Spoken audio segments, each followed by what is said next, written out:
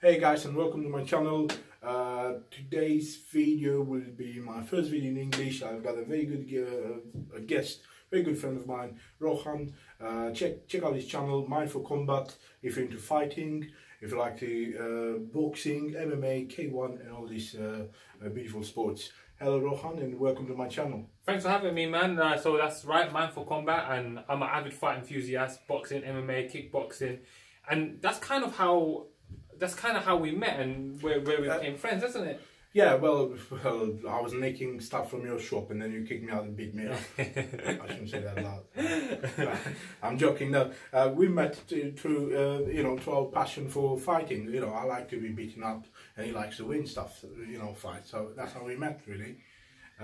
So today it's an interesting one because I'm an avid fan of kickboxing, and kickboxing over the last few years has been dying out. It's been quiet. You see, K1 has died a slow death. Glory is on UFC Fight Pass now, so although it's accessible, it's not as big as it used to be. Lion Fights is doing great things, and then there's obviously it used to be very big before. Exactly, yeah. And it peaked in the 80s and kind of, but now we're almost looking at a revival of the sport, because over in Eastern Europe, which I can say was really home to the revolution of kickboxing for a long time, and some of the greatest kickboxers to ever walk the face of the earth come from Eastern Europe. And now what we're going to be seeing is a huge national fight in Romania. Why don't you tell us about that? We're going to be talking about that, yeah. Didn't we? I mean, like you said, I remember the days when Golden Glory used to bring some of the biggest K1 fighters in the world.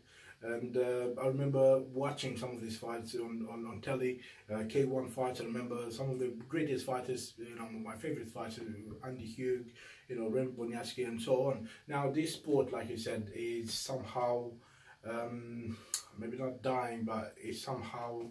It's on life support. Well, yeah, it's on life support. So now to revive this sport again, we need to have true warriors, true fighters that are ready to bring this sport back to life.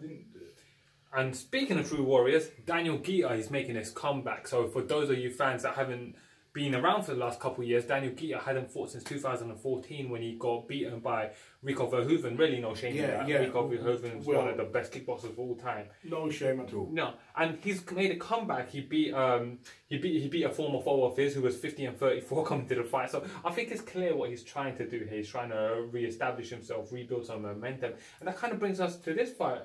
I guess you're right there. He's trying to rebuild his momentum. I mean, from my personal opinion, is that I don't know, is he doing it the right way? He's not doing it the right way. He was in his peak, then he dropped from where he was, and now he's trying to somehow regain some of his past, glory. Yeah. By picking a fighter so poor like Morosanu is not really the best way forward, because you've been there on top, and then fighting someone who is not really, and he has never been on top, because Morosanu has never been on top. You know about him.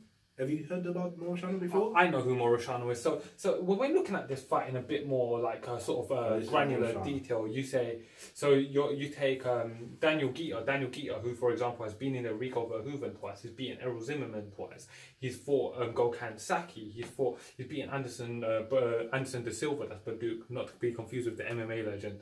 And so we got him, a guy who's won the Is Showtime heavyweight title, and he's been in there, he's fought for world titles.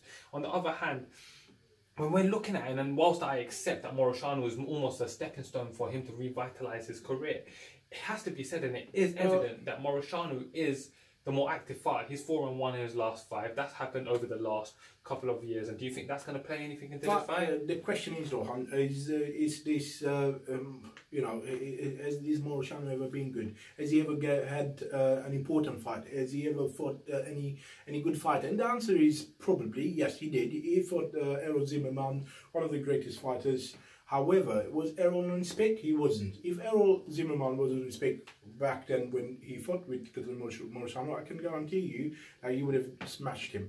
Oh, I mean, he didn't beat Errol Zimmerman anyway, but well, I think it's a good point you make. He hasn't fought the sharpest guys at the best of the game, and the fights that he has had, the fights that he has had, he hasn't looked particularly impressive in.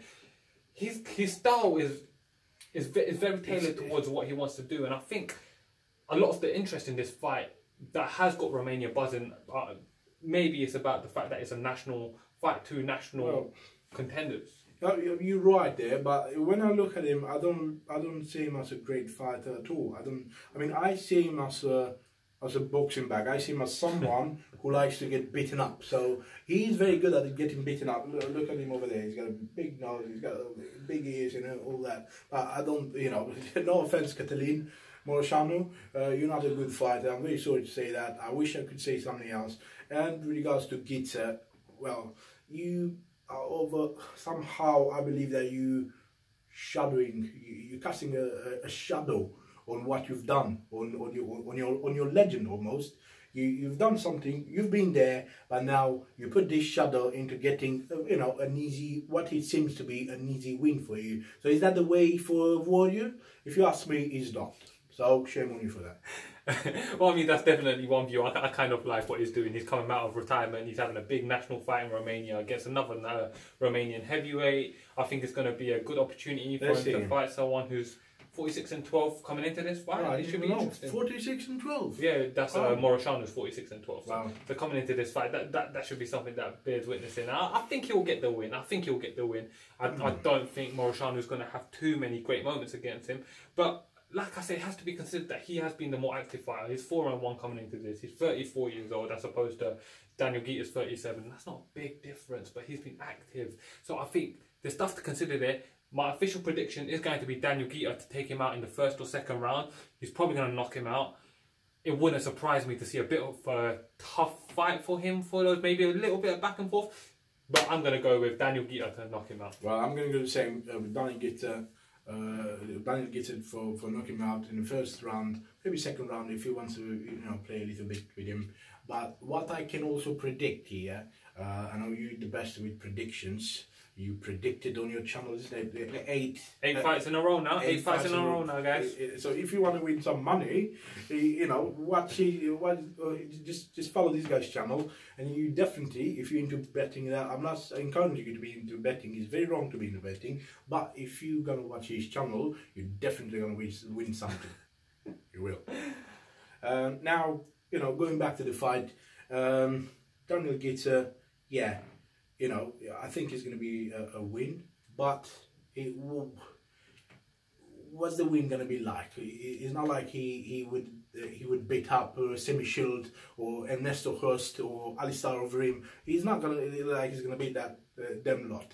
It's like he's going to beat Cătălin Morosanu, who never had an important fight. He had fights with important people indeed, but they were not in their peak when they fought. So now, for example, fighting with Mike Tyson on his peak, it would have been something. But if you fight with Mike Tyson now, he's obviously not on his peak. So, do you understand? No, I understand what you're saying. Yeah. I understand what you're saying. So it's almost like you feel like Morosanu's trying to get an easy win here from Ghita, being that Ghita is towards the tail end of his career. Yeah, pretty much. This is what I think. And what I can predict for sure is that Morosanu will claim that the referee stole his points and all that, and will be swearing and all that. So it's definitely not the behaviour of a true fighter, of a true warrior. Okay, so you're predicting. I'll put my money on that. Yeah, I'll put my money on some outrage, some sort of trying to excuse himself and get a rematch. Probably you can't really get a rematch if you get knocked out in the first round. No, you probably no. I don't think you can justify now, that. I know I'm not ready yet, but I think I can have Morosanu myself. Oh, really? Yeah, I really do. I think Morosanu, I can have you. Give me 4 months, I'll train, and I can have you. So now, if I can have you, I'm not a fighter. I'm not claiming to be a fighter. But if I'm thinking, and I'm quite honest when I'm saying that I'm confident that I can have Morosanu, maybe not in the first round because I'm not that good, but in the third round I think so. Well, then there you go. Heard it here first. What's going to be the win for Daniel Ghita? No win. Well, that's interesting. I'm looking forward to the fight. It's great for kickboxing. It's great for Romania, and I think it's going to be great for Daniel Ghita. Welcome back, Daniel Ghita. Looking forward to seeing him fight some of the bigger fights. Yeah. And thank you for listening to us, guys. And remember, if you have subscribed to my channel and you want to see something really, truly serious, truly amazing, watch this guy's channel. Is Mind for Combat, and you will definitely be amazed by his knowledge and his predictions. 8 out of 8. So far, thank you. Can't get better than that. No, that's right. Thank you. Thank you very much. Don't forget, subscribe to him. Don't subscribe to me because sometimes I'm just talking rubbish.